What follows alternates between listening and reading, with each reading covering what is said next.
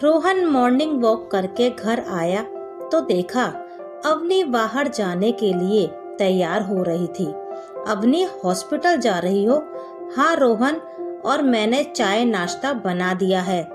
पीहू ने नाश्ता कर लिया है, तुम चाय पी लो और अपना टिफिन पैक कर लेना।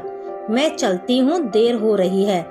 मम्मी आप भी समय से नाश्ता कर लीजिएगा। लेकिन आज क्यों?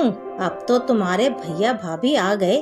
हाँ आ गए, लेकिन दोनों एयरपोर्ट से सीधा हॉस्पिटल आए और रात भर वहीं थे तो थक गए होंगे। मैं जाऊंगी तब वे दोनों घर जाएंगे, फ्रेश होकर थोड़ी देर आराम कर वापस आएंगे। वैसे भी शाम को माँ को डिस्चार्ज मिल जाएगा। ऐसा बोलकर अवनी अपने काम में लग गई। कल अवनी की माँ का पैर फ्रैक्चर हो गया। चाचा चाची ने हॉस्पिटल ले जाने के बाद कॉल किया। उसके भैया भाभी जो कि दूसरे शहर में रहते हैं, उन्हें भी फोन किया। दोनों तुरंत निकल गए। अवनी भी यहाँ से हॉस्पिटल पहुँची। रोहन ने पूछा, ये लंच बॉक्स कहाँ लेकर जा रही हो? तुम वापस नहीं आओगी? मैं आऊंगी, और ये लंच बॉक्स भैया भाभी के लिए है। उन्होंने रात में भी खाना नहीं खाया। अभी घर जाकर खाना बनाने में समय लग जाएगा, इसलिए मैंने उन दोनों के लिए भी पराठे सब्जी बना ली। अरे जाने से पहले तुम जरा फटाफट मेरा टिफिन पैक कर दो और मेरे कपड़े वगैरह सब निकाल कर रख दो ना, नहीं तो मुझे देर हो जाएगी। देर तो मुझे भी हो रही है, भैया भाभी वेट कर रहे होंगे। अरे मुश्किल से 5 से 10 मिनट लगेगा, फटाफट कर दो ना प्लीज। अवनी बैग रख टिफिन पैक करने लगी।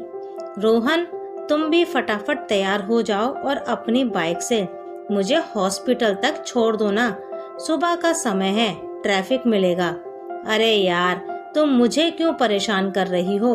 अभी ऑफिस जाना है, हॉस्पिटल छोड़ने जाऊंगा तो देर हो जाएगी। तुम ऑटो रिक्शा लेकर जा सकती हो ना।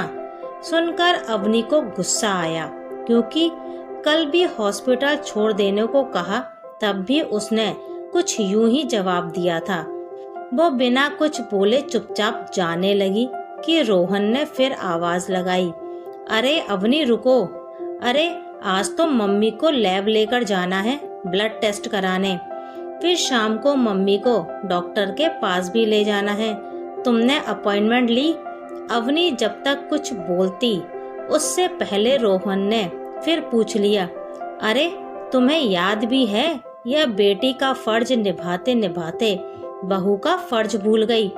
अवनी ने कहा, जब तुम सवाल पूछते हो तो सामने वाले को उसका जवाब तो देने दो।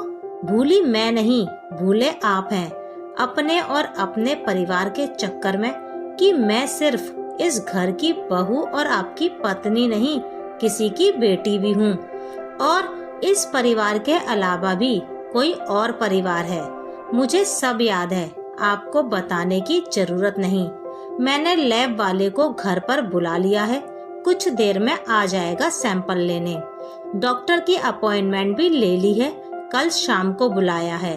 और हाँ, रिपोर्ट लेने जाने की जरूरत नहीं, लैब वाले ही डॉक्टर के पास भिजवा देंगे। एक बात और, आप हमेशा दूसरे को ही क्यों फर्ज याद दिलाते रहते हैं? कभी अपना फर्ज भी याद रखिए। तो तुम मुझे ताना मार रही हो, तुम्हारी माँ से नहीं मिलने गया इसलिए? अरे यार, जब तुम गई थी तुम्हारे भैया भाभी भी आ गए, तो मेरी वहाँ क्या जरूरत?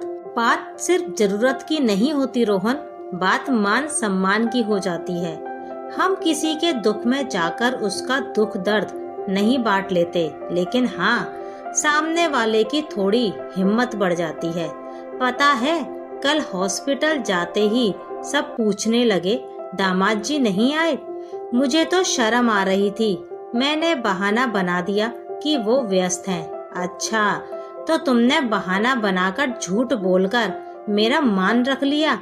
अरे तुम सच्चाई बता भी देती तो इसमें मेरा क्या जाता? जाता किसी का कुछ नहीं, लेकिन हम औरतें आप मर्दों के जैसी नहीं होती। हमें ससुराल और मायके दोनों के फर्ज और मान सम्मान का ख्याल रहता है। जैसे मैं ससुराल में हमेशा इस कोशिश में रहती हूँ कि मेरे मायके वालों को किसी चीज के लिए शर्मिंदा ना होना पड़े, उसी तरह मैं इस कोशिश में भी रहती हूँ कि किसी भी चीज के लिए मेरे ससुराल वाले या मेरे पति पर कोई उंगली ना उठाए, कोई हंसे नहीं। आखिर है तो दोनों मेरा ही परिवार और मैं दोनों की सदस्य हूँ। सच कहूँ तो मैंने इसलिए आपको हॉस्पिटल छोड़ने को कहा ताकि इसी बहाने आप मेरी माँ से मिल लें। भले ही उन्होंने कुछ नहीं कहा, लेकिन कल को मेरे भैया भाभी या माँ ने ही बोल दिया कि दामाद जी मिलने भी नहीं आए तो मुझे कितना बुरा लगेगा। खैर, मुझे इतना बोलने की जरूरत नहीं। आप ना तो आज तक समझे हैं और ना कभी समझेंगे। यह बोल अवनी तेजी से बाहर निकल गई। हॉस्पिटल पहुंची तो भैया भाभी माँ के बगल में बैठे बैठे नींद से झुक रहे थे। भैया, आप दोनों घर जाइए, मैं रुकती हूँ। और हाँ, यह लंच बॉक्स लीजिए, आप लोग खाना खा लीजिएगा। अवनी माँ के बगल में आकर बैठ गई और सारी बातें याद कर उसकी आंखों में आंसू आ गए। कितना भी कर दो, ससुराल वाले कभी अपने नहीं होते। अवनी, अवनी, कानों में आवाज पड़ते ही सर उठाकर देखा तो सामने रोहन खड़ा था। रोहन, तुम यहाँ? रोहन ने माँ को प्रणाम किया और अवनी को साइड में बुलाकर कहा, अवनी, मुझे माफ कर दो। तुमने बिल्कुल सही कहा। तुमने हमेशा अपने सारे फर्ज निभाए। भूल तो मैं गया था सब कुछ। देखो, तुम्हें अभी घर वापस जाने की जरूरत नहीं और मैं भी ऑफिस नहीं जा रहा।